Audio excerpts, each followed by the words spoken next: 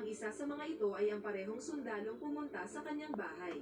7:54 Nilak ng p.m. ibang Today is sniper ang August kanilang 12, mga subject at naghintay 2023. ng Ako go si signal. Part 1. Pagkatapos ng countdown, nagawa nilang sabay-sabay na ubusin ang mga target.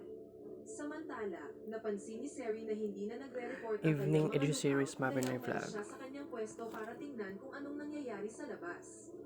Isa pang Russian sniper ang umalis sa kanyang pwesto upang mag-imbestiga dahil So, online ako may guys issue kay sa kanilang Kuan. komunikasyon. Ang hindi nila alam ay papalapit na si David at naghihintay na lang So, ng online perpektong ako sa tawag sandali ani upang ay patayin silang dalawa. Sinulit ni pasayan. Seri ang isa sa mga nasa labas na Unya sniper patulutuon at si mukhang mama daw nasa magluto. posisyon pa rin ito. Ingon siyang kulbal. Nagulat si Seri nang malamang patay na ang sniper, kaya agad siyang humingi ng backup. Sinabihan siyang aabutin ng 10 minuto bago sila makarating, kaya bumalik muna si Seri sa kanyang posisyon at tumingin muli sa scope ng kanyang sniper. Napansin niya ang isang wooden crucifix malapit sa kanya, ngunit bago pa siya makakilos, tumalon si David sa kanyang likuran at sinaksak siya sa leeg. Pagkatapos nito, bumalik na din sa kanyang post ang isa pang sniper, at nang magawa niya ito, isang granada ang pinasabog at napatay din siya. Hindi nagtagal, dumating na ang backup na inaasahan ni Seri at isang opisyal mula sa Russia ang tumawag kay Seri sa radyo. Sinagot ni David ang tawag at sinabi Hindi pa ako magpapayag makakaon sila guys. sa ginawa nila Alas sa 8 pasado Crimea, or isa pang teritoryo sa Ukraine na sinakop din padulong ng alas mga 9. Russian. Pagkatapos ng pag-uusap, pinatay din siya ni David. Lumabas sa truck ang mga Russian soldier, ngunit wala silang laban sa mga sniper ng Ukraine na maganda ang pagkakaposisyon para tapusin silang lahat. Sa katapusan, bumalik si David sa kanyang lugar at binisita ang puntod ng kanyang asawa. Nagawa niya ang misyong maipaghiganti ang kanyang asawa, ngunit ang trabaho niya bilang sundalo ay nagsisimula pa lang nang muli siyang ipadala sa susunod na misyon. Pakipindot naman ang like button kung nagustuhan mo ang pelikula at kung hindi naman, pindutin mo ng 2 beses ang dislike button para lang makasiguro.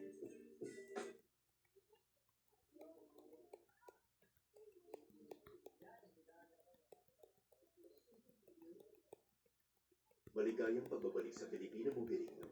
Ikukwento ko sa inyo ang isang action at drama na pelikula na pinamagatang Section 8. Now sit back and enjoy the movie. Nagsimula ang pelikula 5 years ago sa Mosul, Afghanistan, kung saan lumilipad ang isang drone sa isang komunidad at tumatakbo ang isang lalaki sa maalikabok na kalsada para tawagin ang atensyon ng mga Taliban. Binalaan ng lalaki ang mga miyembro na paparating na ang mga Amerikano, habang ang iba ay inilalagay ang isang improvised explosive device sa lupa. Hindi nagtagal, dumating na ang tropa ng mga Amerikano at nagsimulang galugarin ang lugar.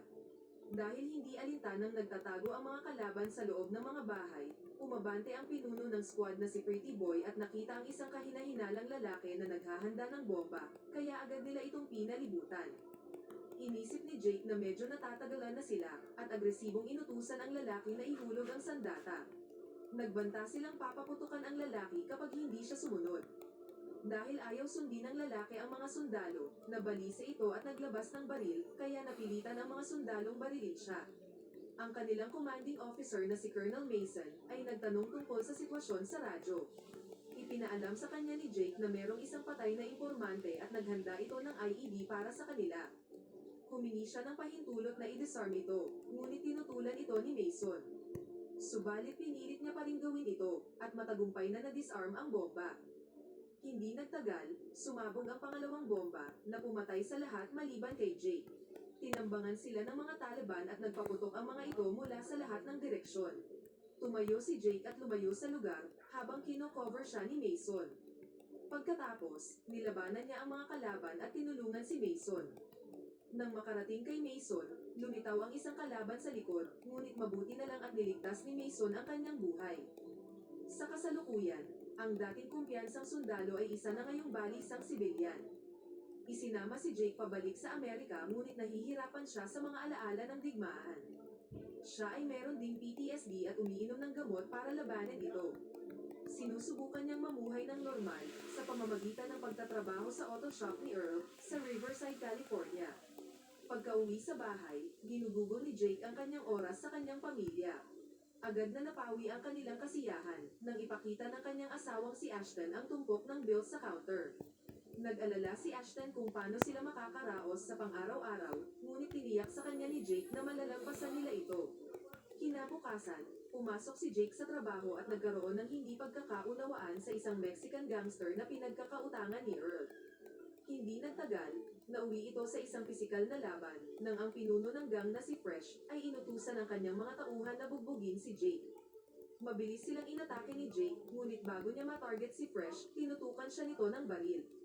Nagbanta si Fresh na magkikita muli sila at saka umalis.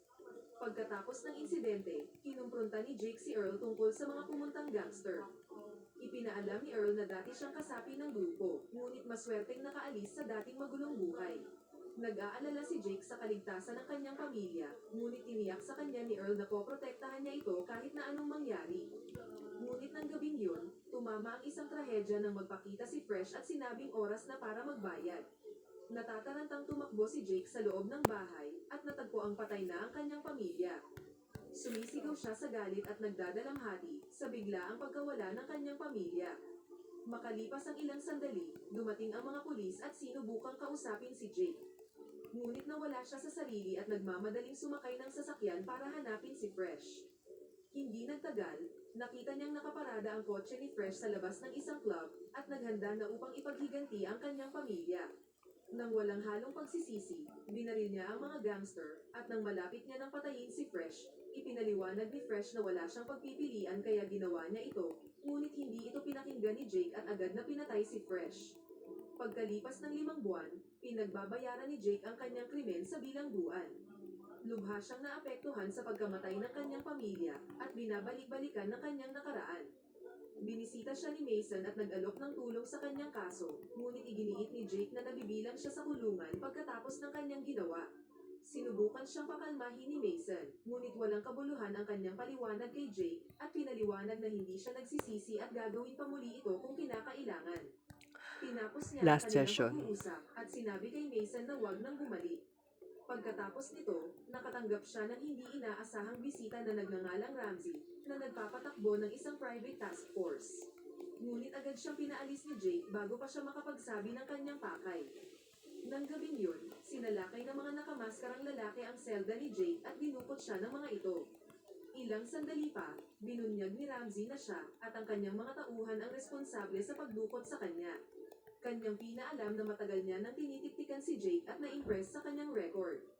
Pinapili din siya ni Ramsey kung gusto niyang mabulok sa kulungan o magkaroon ng bagong buhay sa pamamagitan ng pag-anib sa grupo.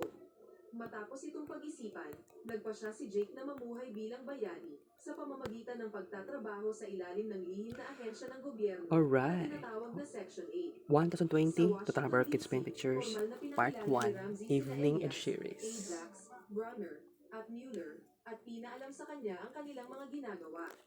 Palihim na kinuha ni Jake ang ballpen sa may lamesa bago siya dinala sa isa pang silid.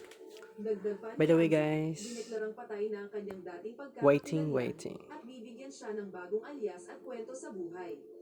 Nang makaalis si Ramsey, inilagay siya ng team sa proseso ng initiation. Sinimulan siyang galitan ni Ajax sa pamamagitan ng pakikipag-away sa kanya.